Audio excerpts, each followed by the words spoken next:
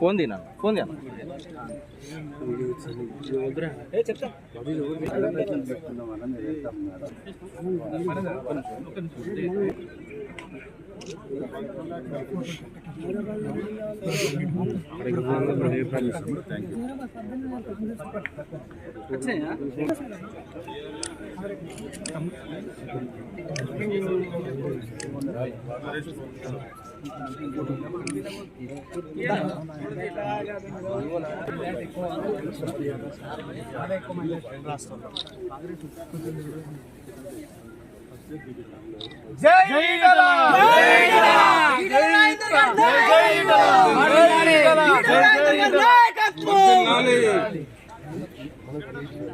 కొంచెం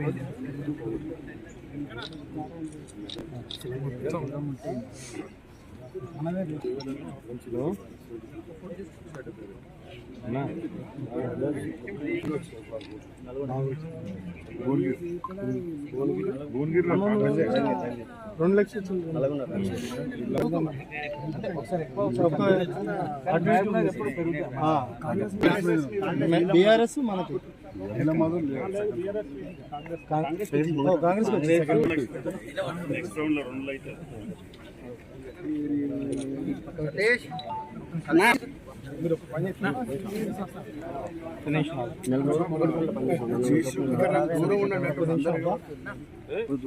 వెంకటేష్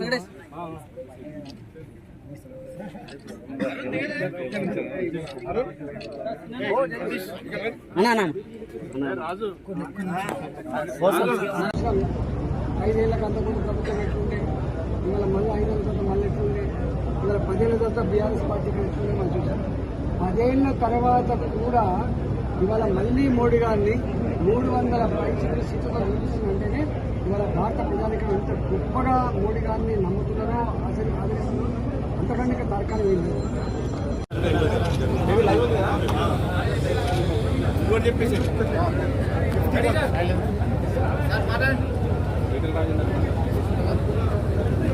తెలంగాణ రాష్ట్రంలో ఊహించని పద్ధతులలో అధికార పార్టీ అహంకారంతో అనేక రకాల తప్పుడు ప్రచారం చేసినప్పటికీ, డబ్బుల పంపకం యథేచ్ఛగా చేసినప్పటికీ ఇవాళ 6 నెలలు తిరగకముందే ప్రజల విశ్వాసం కోల్పోయి ఇవాళ భారతీయ జనతా పార్టీ మొత్తం తెలంగాణలో 8 సీట్లు గెలుచుకోవడమే కాకుండా మిగతా స్థానాలలో కూడా నువ్వా నేనా అన్నట్టుగా ఆధిపత్యాన్ని కొనసాగించి రేపటి కాలానికి భారతీయ జనతా పార్టీదే భవిష్యత్తు అనేటువంటి సంకేతం ఇచ్చినటువంటి యావత్ తెలంగాణ ప్రజానికానికి శిరస్సు వచ్చి నమస్కరిస్తున్నారు. ఏ నమ్మకాన్ని మా మీద పెట్టిందో ఆ విశ్వాసానికి తగ్గట్టుగా నా పని విధానం ఉంటుందని చెప్పి మీకు హామీ ఇస్తా ఉన్నాం. మాకు 2 కర్తవ్యాలు ఉన్నాయి. ఒక కర్తవ్యం, దేశంలో నరేంద్ర మోడీ గారి నాయకత్వంలో ముచ్చటగా 3వసారి అధికారాన్ని చేపడుతున్నటువంటి శుభ సందర్భంలో కేంద్ర ప్రభుత్వ పరంగా ఈ రాష్ట్రానికి రావాల్సినటువంటి నిధులను రాబట్టడంలో, ఈ రాష్ట్ర అభివృద్ధిలో మేమే నిధులు తెస్తామని చెప్పి కానీ ప్రజానికమంతా కూడా అర్థం చేసుకున్నారు.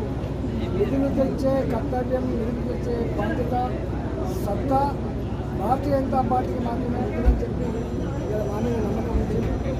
17 సీట్లలో ఒకటి ఎన్ఐఎం తీసేస్తే దాదాపు అధికార పార్టీతో సమానంగా 8/8 సీట్లు వేసుకుని ఇలా ఆధిపత్యాన్ని భారతీయ జనతా పార్టీ చాటుకున్నారు. ఈ ఆధిపత్యానికి కారణం, మా గెలుపుకు కారణం ఇవాళ యావత్ తెలంగాణ ప్రజలిచ్చిన స్ఫూర్తి, ఆశీర్వాదమే తప్ప దీనికి వేరే కారణం కాదని చెప్పి చేస్తా ఉన్నాం. దేశవ్యాప్తంగా కూడా చూస్తూ ఉన్నాం. 295, 296, 300 పైచిలకు సీట్లతో భారతీయ జనతా పార్టీ మిత్ర పక్షాలు రేపు మళ్ళీ మోడీ గారి నాయకత్వంలో ఇవాళ దేశంలో స్వేచ్ఛ, స్వతంత్రం, ప్రగతి, ఆత్మగౌరవ బావుట ఎగిరాలంటే మోడీ గారే ప్రధానమంత్రి ఉండాలనేటువంటి భావన వ్యక్తం చేశారు.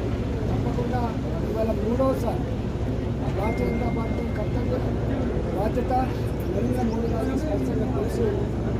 ఒక 5 సంవత్సరాల కాలం పాటు కరోనా కష్టకాలంలో కొన్ని ఇబ్బందులు పోయినప్పటికీ కూడా రాబోయే కాలంలో పేదరికం ఇప్పటికే పేదవాళ్లకు ఉన్న వాళ్ళకి మధ్య గ్యాప్ తగ్గించడంలో సఫలమైనటువంటి మోడీ గారు ఇవాళ బిలో పావర్టీ లైన్ పాపులేషన్ని తగ్గించడంలో సఫలమైనటువంటి మోడీ గారు రాబోయే కాలంలో యువతకి ఉద్యోగ కల్పన, దేశంలో ఇన్ఫ్రాస్ట్రక్చర్ కల్పన, ఇవాళ make in India made in India మరింత సిద్ధం చేయడం, ప్రపంచ చిత్రపటం మీద దేశ ఆత్మగౌరవ బావుటాన్ని ఎగిరేయడం, అంతేకాకుండా దేశంలో ప్రశాంతత, ఎక్కడ బాంబుల మూతలు లేని, టెర్రరిస్ట్ దాడులు లేని, ఎక్కడ కూడా హింసకు తావులేని ఒక ప్రశాంతమైన దేశాన్ని నిర్మాణం చేయడంలో మోడీ గారికి ఇలా ఏ ఆశీర్వదించిందో, ప్రగతికి ఆశీర్వదించిందో తప్పకుండా భారతీయ జనతా పార్టీగా ఆ కర్తవ్యాన్ని నిర్వహించడంలో ఇప్పటికే సఫలమైన మోడీకి,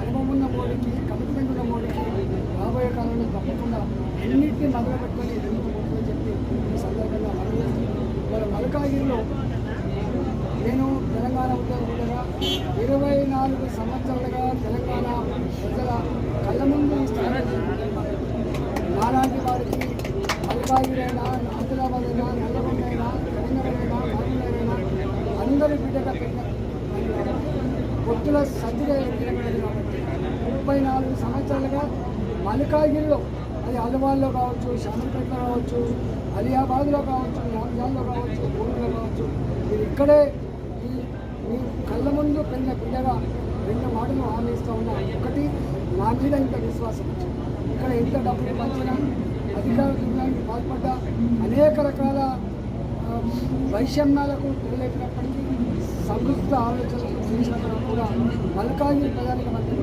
మొదటి నుంచి కౌంటింగ్ మొదలైన మొదలుపెట్టి ఇప్పటి వరకు ఎక్కడ కూడా ఏ రౌండ్లో కూడా తగ్గకుండా చూస్తూ ఉన్నాం.